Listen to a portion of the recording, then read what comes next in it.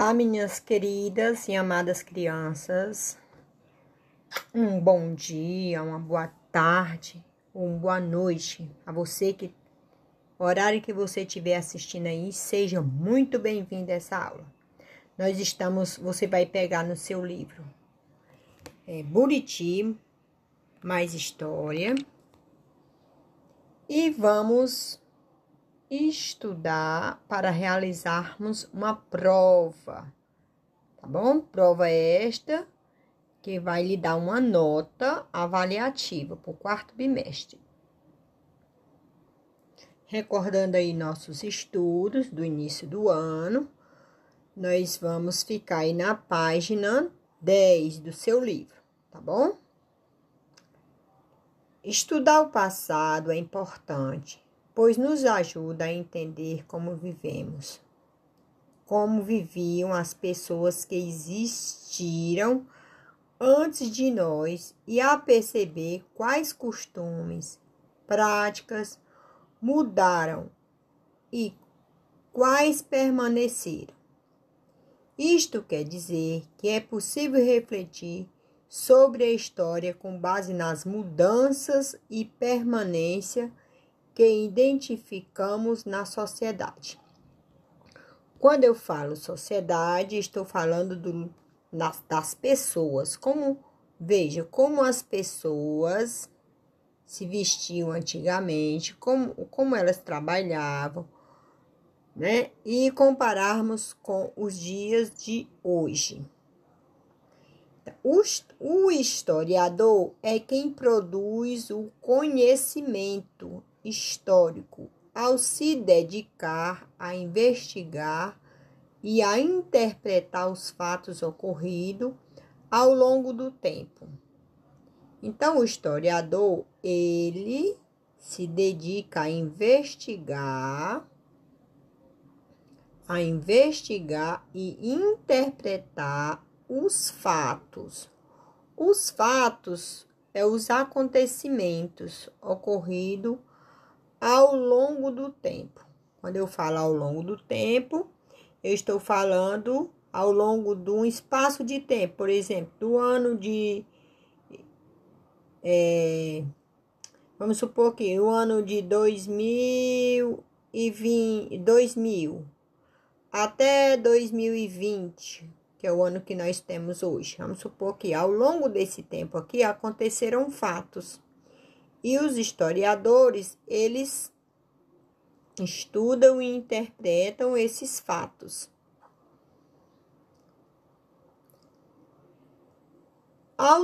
As transformações na história podem ocorrer em ritmos diferentes, seja em ritmo. Eu estou falando aqui dos movimentos. Ritmo aí é um movimento, tá certo? Pode acontecer em ritmo diferente, de maneira mais imediata ou lenta.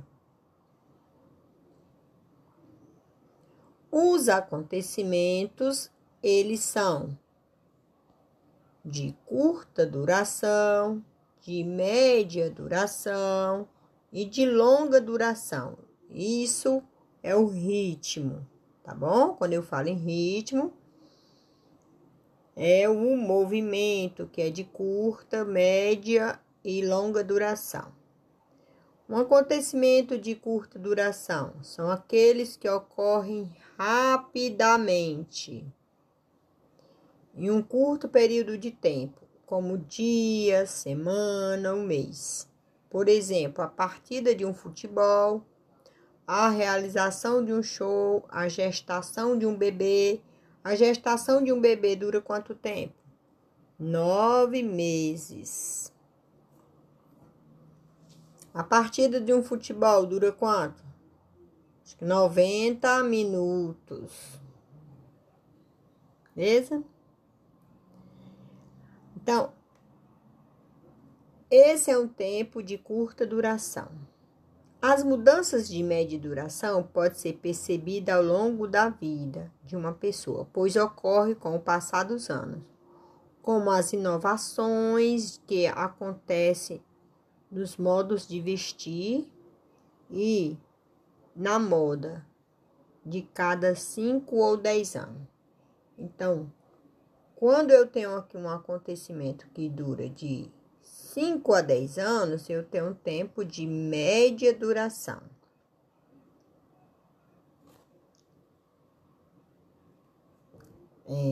O tempo de você iniciar suas atividades escolares começa, por exemplo, é um tempo de média duração, né? Ele vai durar cerca de...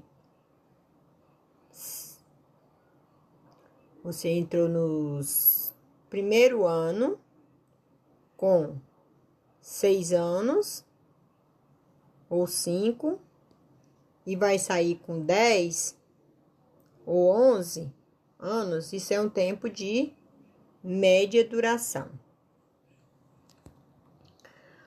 Há mudanças que ocorrem de maneira lenta, demorando centenas ou milhares de anos para acontecer. Esse é um tempo de longa duração, que pode ser percebido com o trabalho do historiador. Por exemplo, a mudança de uma paisagem ou a evolução nas técnicas utilizadas na agricultura.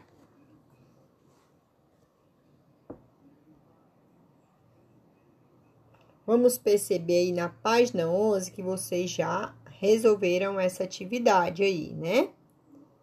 Quero só chamar a atenção de vocês, porque aqui nós temos uma questão de avaliação para vocês guardarem na mente de vocês. O historiador que produz o conhecimento histórico e se dedica a investigar, o historiador se dedica a investigar e a interpretar os fatos ocorridos ao longo do tempo. Ele se dedica a investigar e a interpretar os fatos. Os fatos, aquilo que acontece no dia a dia. Então, vamos para a página 2. O que essa página está nos dizendo? Que a história e a ciência que estuda o passado. E que o historiador, ele pesquisa, investiga, né? Os objetos deixados pelos seres humanos em uma determinada região, desde uma pedra lascada até um celular. Tudo isso são vestígios que levam o historiador a conhecer o passado. Então, para o pesquisador, alguns temas e analisar vestígios, o historiador precisa de ajuda de outros profissionais, como os arqueólogos. Durante as escavações, os arqueólogos encontram diversos objetos, como instrumentos feitos de ossos e pedras, vasos de cerâmica, cestos, restos de fogueiras, adornos e outras coisas mais. Todas as marcas deixadas pelos seres humanos são chamadas de fonte histórica. Então, o que são fontes históricas? São todos os restos deixados pelos humanos. Todos os restos deixados pelos seres humanos, bom, são fontes históricas. Então, esses restos, eles servem de pesquisa, de investigação, tá? Por meio de análise dessas marcas, o historiador pode descobrir como as sociedades se organizavam, quais eram seus hábitos, quais eram seus alimentos, quais eram seus costumes religiosos, as formas de se divertir e as maneiras de se vestir. Tudo isso eles descobrem através da investigação desses restos, que é chamado de fonte histórica. O estudo e a comparação das fontes também ajuda a entender as transformações que ocorreram na escrita, na arte e no modo de produzir. As fontes históricas podem ser classificadas como fontes materiais. Quais são as fontes materiais? Pedras talhadas, utensílios domésticos, brinquedos, documentos escritos, construções. Estes são as fontes materiais. E as fontes imateriais. Imateriais é aquele que não tem um corpo físico, né? Que são as da memória, né?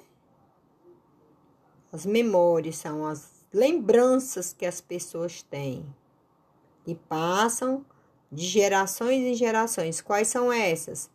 Músicas, lendas, costumes, contos, tradições, né, brincadeiras. Tudo isso são fontes imateriais. Veja que uma música, uma lenda, um conto, um costume, uma superstição, são fontes imateriais. Por exemplo, deixar a chinela de emborcada, que diz que augura os pais. Isso aí são lendas, são superstições que vem passando de geração em geração. E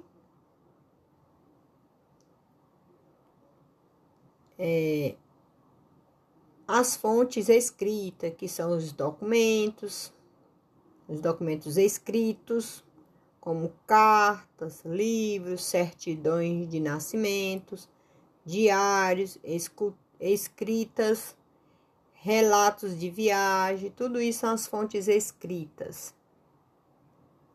Até uma pintura rupestre é uma fonte escrita. Fontes visuais são imagens reproduzidas por uma sociedade, como pintura rupestre é imagem, imagens visuais. Pinturas rupestres são visíveis. Obras de arte, filme, fotografia.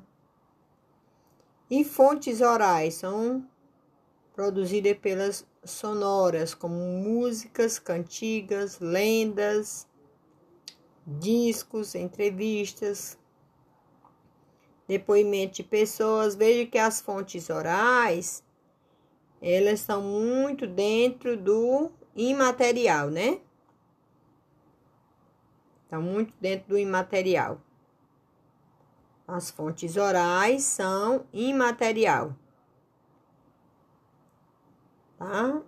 E as visuais são dentro do material. E a escrita também são dentro do material. Então, nós temos aí algumas fontes históricas. Manuscrito astecas feita nos anos de 1500 em papel. Pintura rupestre feita há mais de 20.000 anos no município de São Raimundo Nonato, no estado de Piauí. E a moça com brinco de pérola de Jones Vermes, olhos sobre tela.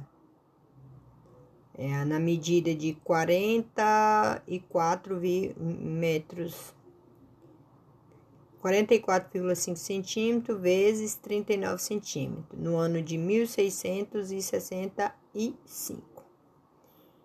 Então, ele explique o que são fontes históricas e por que são importantes. As fontes históricas são todos os vestígios deixados pelos seres humanos ao longo do tempo. São importantes porque ajudam a conhecer o modo de vida de um povo do passado. Então, quais são essas fontes históricas? Revistas, filmes, cantigas, desenhos, livros e músicas. Pronto, os registros deixados pelos seres humanos, todo registro é chamado de documentos, fontes de documento. Todo material do passado fica preservado e é capaz de nos transmitir informação sobre as pessoas que viviam em tempos passados. Precisamos de fontes documentais para compreender as diferenças entre a forma como vivemos hoje e a maneira como se vivia antigamente. Para guardar e preservar esses documentos, foram criados a instituição como a chamada museus e biblioteca.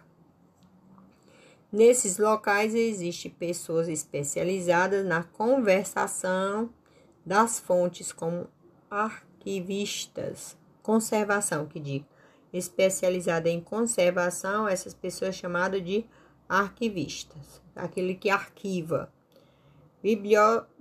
Biblioteconista, o museólogos, governam, preservam os documentos que são chamados de fontes oficiais, como leis que os tratam de um país, mas nem sempre a história oficial mostra todos os lados dos acontecimentos. Há outros documentos que também registram a história, como jornais e panfletos produzidos por grupos não ligados ao governo, como fotografias, desenhos e relatos orais de diferentes personagens históricos. Então, nós temos aqui fonte histórica, que descendentes de imigrantes italianos do Rio de Janeiro. Temos a cópia da Constituição Brasileira promulgada em 1891. E temos aí a folha do jornal São Paulo, 13 de maio de 1997. Tudo isso aqui é fonte histórica. Nessa página aqui, o que nós vamos ver? Que em nossos estudos, a história, por exemplo, ela é contada ou contamos a partir do nascimento de Cristo. Por isso, nós temos esses inscritos A de antes e C de Cristo. Então, quando Jesus Cristo nasceu, o calendário foi zerado e passou-se aí criar esse símbolo antes de Cristo e depois de Cristo. Depois que Jesus Cristo nasceu. Então, os povos geralmente estabeleciam um ponto de partida com um marco e contar a história. Em nosso estudo, a história, por exemplo, contamos o tempo a partir do nascimento de Cristo e os anos com os séculos anteriores, com o seu nascimento. São escritos antes de Cristo e depois de Cristo. Além desse marco, em muitas datas históricas, utiliza os algarismos romanos, no caso de registrar os séculos. Como não existe o ano 0, no ano 1 ao ano 100 denomina-se século 1. Do ano 101 a 200 denomina-se século 2 e assim por diante. E aí você pode observar os acontecimentos de cada ano. Aí pegue seu livro e você dá uma lidazinha aí, ó. Para você ver o que foi que aconteceu em cada ano.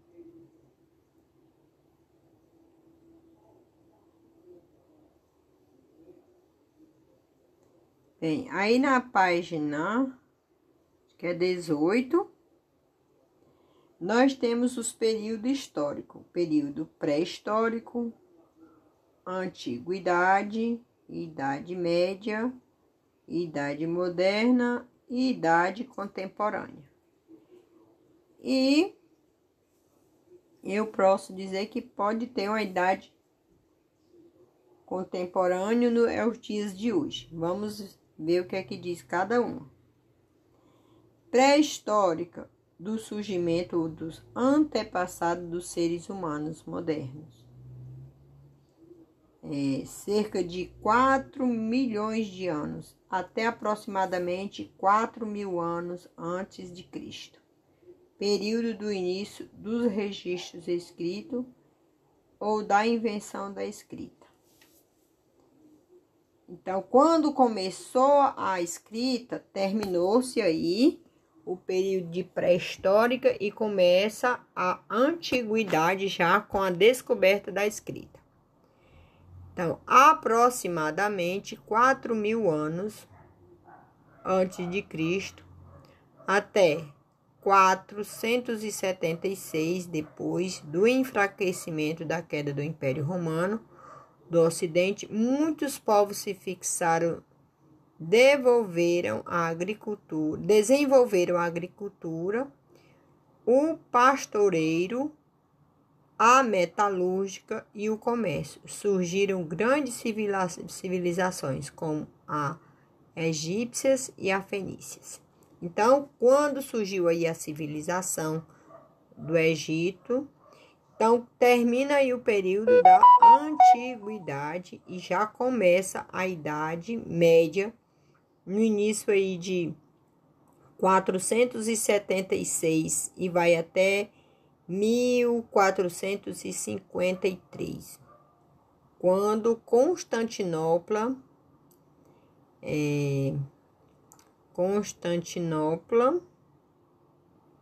foi tomada por muçulmanos, período de forte influência na religião cristã. Na Europa, a economia era baseada na agricultura e no servilismo dos camponeses aos senhores feudais, que eram os donos da terra. Então, na pré-histórica, qual foi o acontecimento importante? A invenção da escrita. Na antiguidade, que acontecimento importante surgiu? As grandes civilizações, como a egípcias e a fenícia. E na Idade Média, foram na Europa a economia baseada na agricultura e no servilismo dos camponeses aos senhores feudais. Feudal é quem tinha terra, né? Que eram os donos da terra.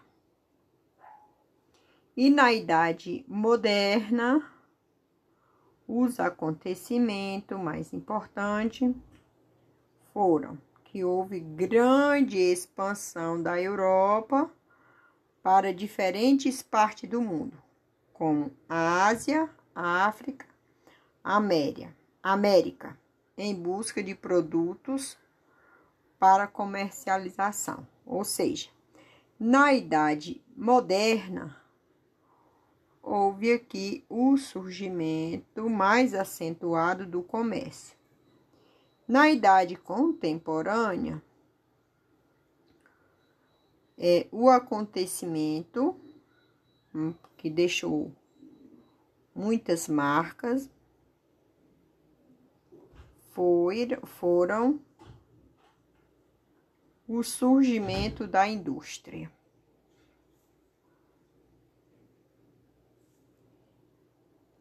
Então, leiam aí as atividades, o livro de você, na página 118. E nós temos aí a atividade da página 119. Temos aí os ícones e os acontecimentos referente a cada imagem do ícone. Na pré-história, a pedra lascada. Na agricultura,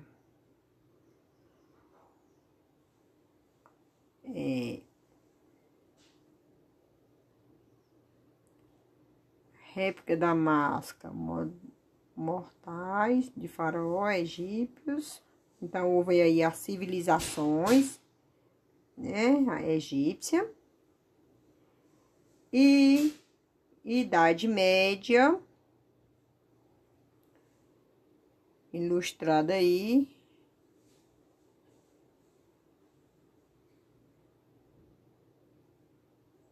Os manuscritos. Na Idade Moderna, a representação do encontro entre Cristóvão Colombo e os indígenas. E na Idade Contemporânea, houve aí a indústria, né? Então, vemos aí as crianças numa fábrica, né? Vamos voltar aqui. Vendo? A indústria, na Idade Moderna, na Idade Contemporânea, a indústria, na Idade Moderna, a comercialização dos produtos, na Idade Média, o servilismo dos senhores feudais, e na Antiguidade, a civilização egípcia fenícias.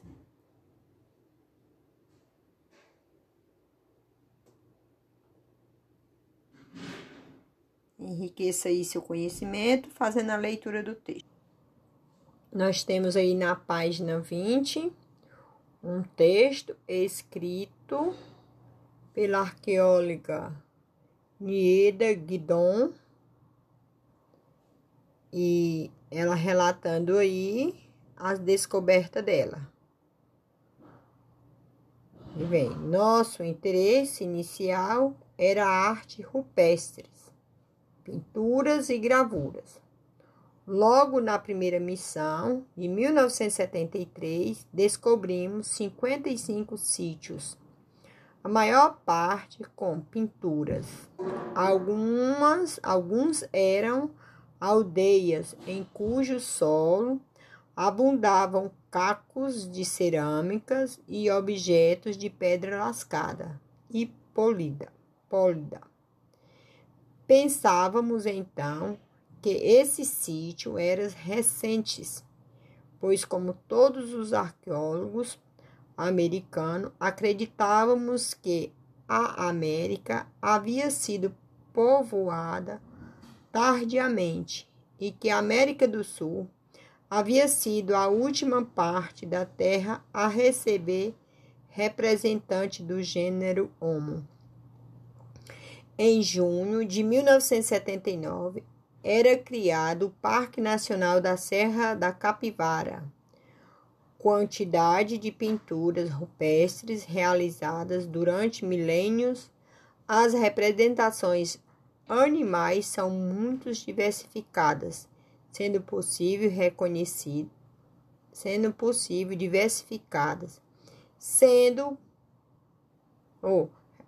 as representações animais muito diversificadas, sendo possível reconhecer espécie inexistente hoje na região e outras totalmente extintas, como camelídeos e preguiças gigantes. Existem também reprodução de capivaras, veados galheiros, caranguejos, jacaré e certas espécies de peixes, hoje desaparecidas na área extremamente árida para poder abrigá-la. De uma região verde, opulenta, habitava um povo feliz e rico, porque não passava fome e tinha tempo para criar uma civilização que nada deve a similares, de modo o mundo passamos a ser uma área em vias de desertificação, com a fauna e a flora exauridas. Então, esse texto aí ele mostra a paisagem desertificada.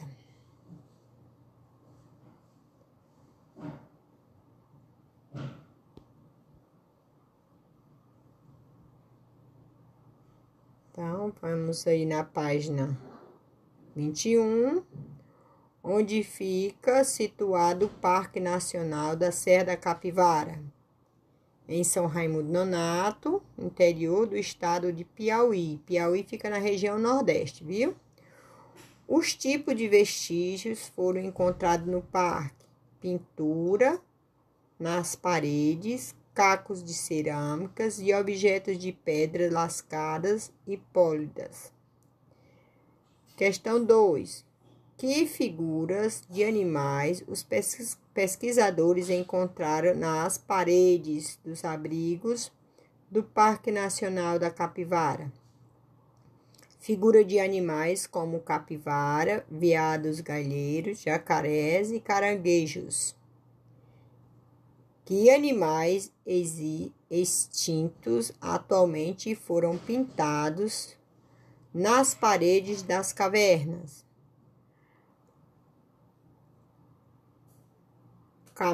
Camelídeos, preguiças gigantes e certas espécies de peixes.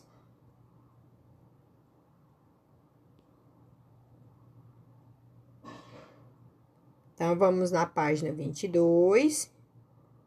Os seres humanos pertencem à mesma espécie chamada Homo sapiensis. São ancestrais dessa espécie, o Homo sapiensis e o Homo habilis, que povoaram a Terra partindo da região central do continente africano. Assim, podemos dizer que fazemos parte de um grupo que surgiu no continente africano há cerca de 20 mil anos. Daí se espalhou pela África, Europa, Ásia, Oceania e América. Os primeiros grupos humanos não habitavam apenas um local. Eles mudavam constantemente e eram, portanto, nômades. Então, um homem nômade é aquele que não se fixa num lugar só, ou seja, vive em constante mudança. Então, por que eles se mudavam? Porque eles viviam da caça, da coleta de frutas, e quando tudo aquilo ficava escasso no lugar que eles estavam, então eles se mudavam para outra região à procura de alimento. Então tá aí. O nome viviam caçadores e coletas. Mulheres, homens e crianças estavam constantemente em movimento, à procura de alimento como frutas, raízes e pequenos animais. Por isso, tá aí, nômade, aquele que não tem habitação fixa e vive permanentemente mudando de um lugar para outro. Em período, foi chamado assim porque os antepassados dos seres humanos passaram a produzir instrumentos feitos de pedra lascada. Durou desde a formação dos primeiros grupos humanos, há cerca de 100 mil anos, até de 12 mil anos atrás. Além disso, nessa época, houve o domínio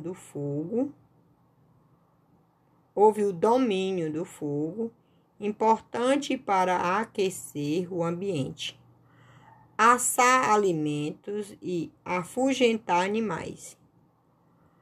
As cavernas eram usadas como abrigo por esses grupos, e nas paredes de alguns deles foram encontradas pinturas, retratando o cotidiano dessas pessoas.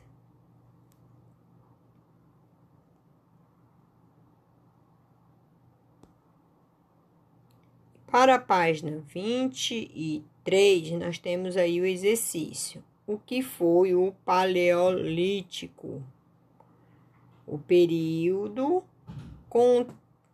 compreendido entre a formação dos primeiros agrupamentos humanos, há cerca de 100 mil anos até 12 mil anos, época em que os humanos começaram a produzir instrumentos de pedra lascada e dominar o fogo. Então, vejam aí, também pode ser que eu tire uma questão da prova dessa página aqui. Aquele que não tem habitação fixa é chamado de nômade. Locais usados como abrigo no Paleolítico, a caverna. Representações de cenas do cotidiano nas paredes da caverna são chamadas de figura rupestre.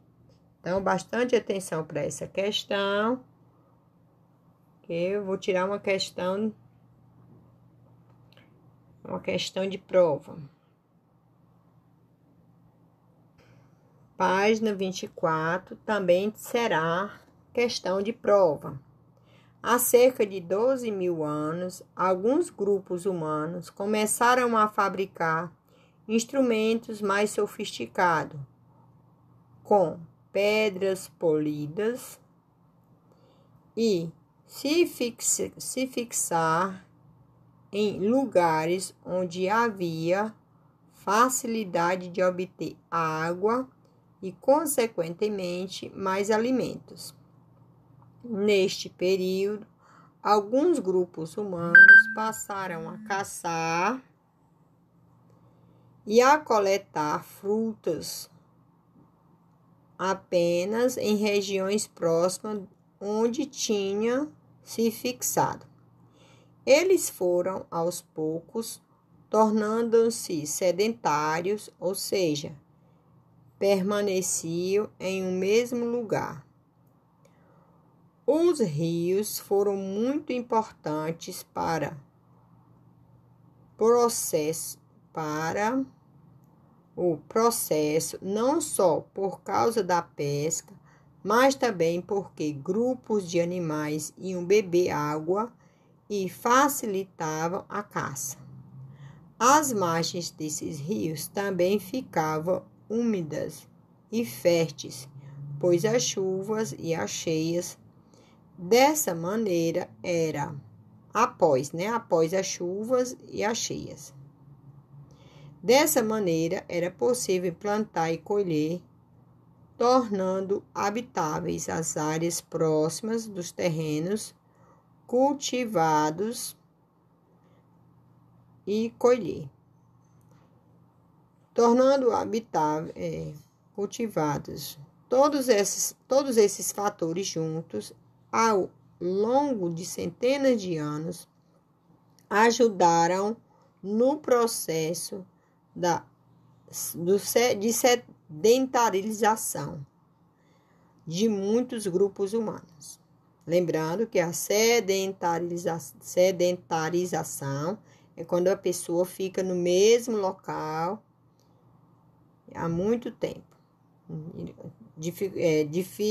Diferente do homem nômade, que vivia se mudando de um lugar para outro. Mas essa mudança não aconteceu ao mesmo tempo em todas as regiões do planeta. Muitos grupos humanos começaram a cultivar a terra muito antes, depois de outros.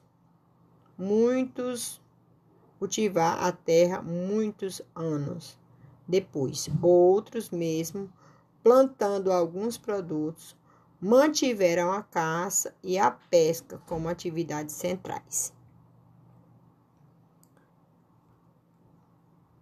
Nós temos aí a região, o mapa, local chamado de crescente fértil pela fertilização do solo, fica na África, porque foi a imagem lembrada na lua crescente. Por isso que a lua crescente é um período onde os homens iam plantar, porque era um período fértil. Então, nós temos aí os rios. Temos o rio Nilo. Temos o rio, outro rio aqui que não dá para mim ver o nome. Vamos aumentar aqui para mim ver. Rio Jordão, Rio Eufrates e Rio Tigre. O Rio Jordão foi o lugar onde Jesus foi batizado. No Rio Jordão, Rio Nilo, Rio Eufrates e Rio Tigre. E aqui o Mar Mediterrâneo, Mar Vermelho, a passagem do povo do Egito, né? Ultrapassou o Mar Vermelho, que tem uma parte história bíblica aí.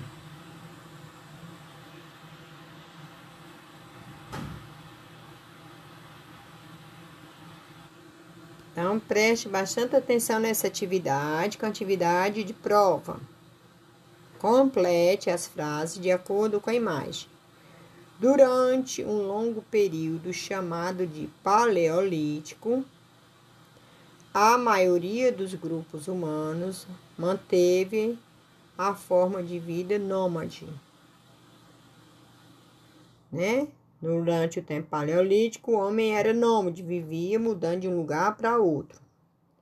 Durante o neolítico, os grupos humanos começaram a fabricar instrumentos mais sofisticados com pedras pólidas. Item C. O Paleolítico também é conhecido como Idade da Pedra Lascada, por causa da ferramenta feita de pedra. No Neolítico, os grupos humanos começaram a domesticar os animais a partir da agricultura.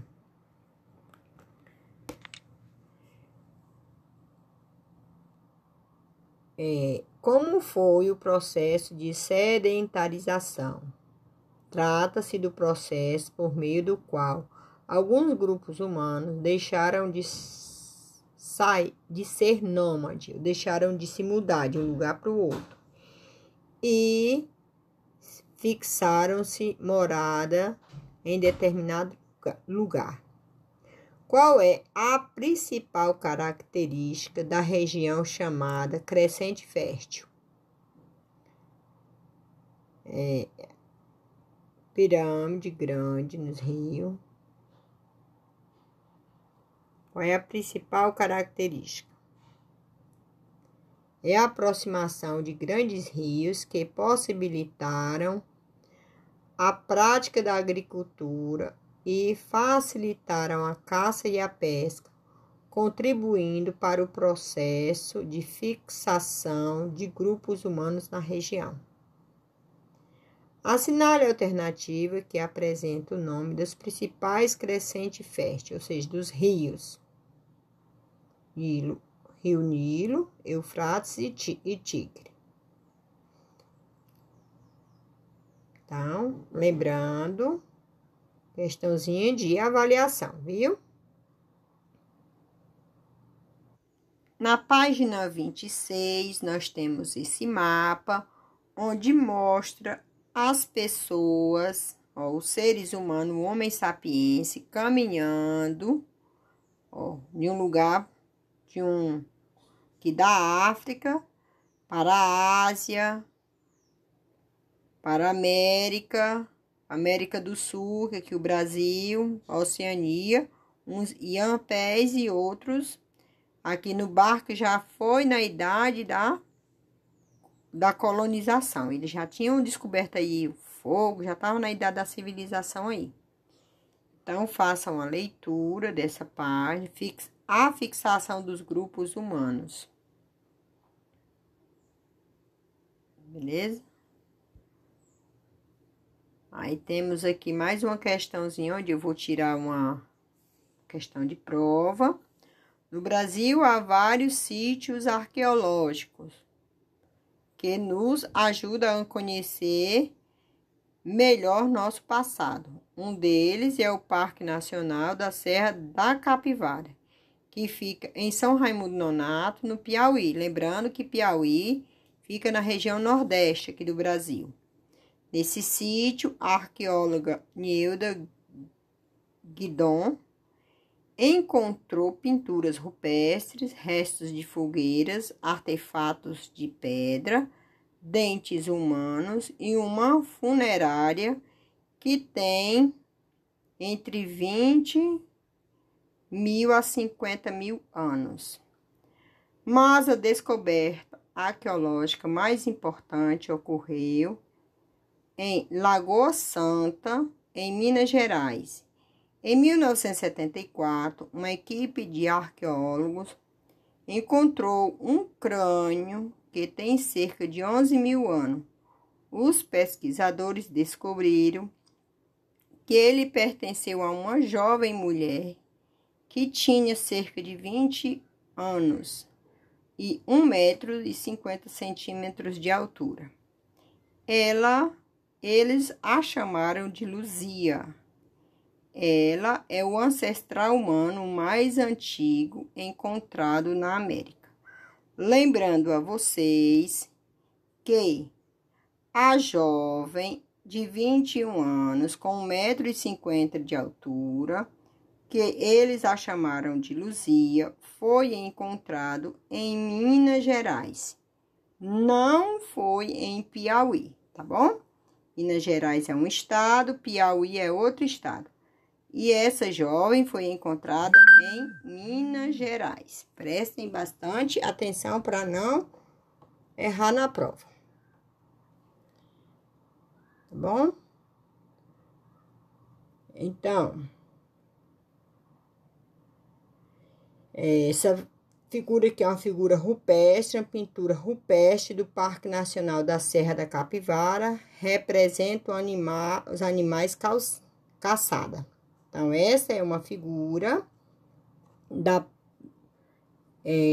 figura no Parque Nacional da Serra da Capivara, certo? Aqui no Piauí.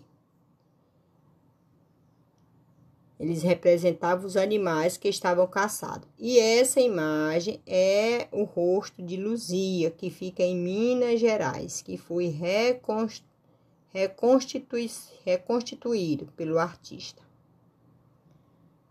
Então, observe as setas vermelhas no mapa, na página 26, por onde os grupos humanos podem se deslocar para chegar à América. Aí tem. Eles podem ter atravessado o Estreito de Bering, alcançado a América do Norte e em seguida em direção à América do Sul. Podem também ter vindo sobre a Oceania e Polinésia e alcançado o leste da América do Sul. Então, esse mapa aqui, essa seta está indicando possíveis rotas dos homens nômades. Então, essa trouxe a resposta da questão. Vamos para ver se tem mais uma questão que eu posso estar elaborando. Pronto. A questão aqui sobre agricultura e ocupação do espaço. Vamos ver aqui nas respostas. Pronto. Tem mais uma questão nessa atividade aqui. Então, prestando bastante atenção nessa atividade. Questão de prova também. Certo? Ó, há 12 mil anos, a prática da agricultura transformou o modo de vida de parte da humanidade. Os grupos humanos passaram a domesticar, plantar e animais, começaram a domesticar plantas e animais. Eles criavam técnica para o cultivo de vegetais, como abrir pequenas valas na terra com ferramentas feitas de madeira e pedras polidas. E aprenderam a armazenar sementes que eram espalhadas no solo depois de arar a terra. Então, aqui o homem trabalhando.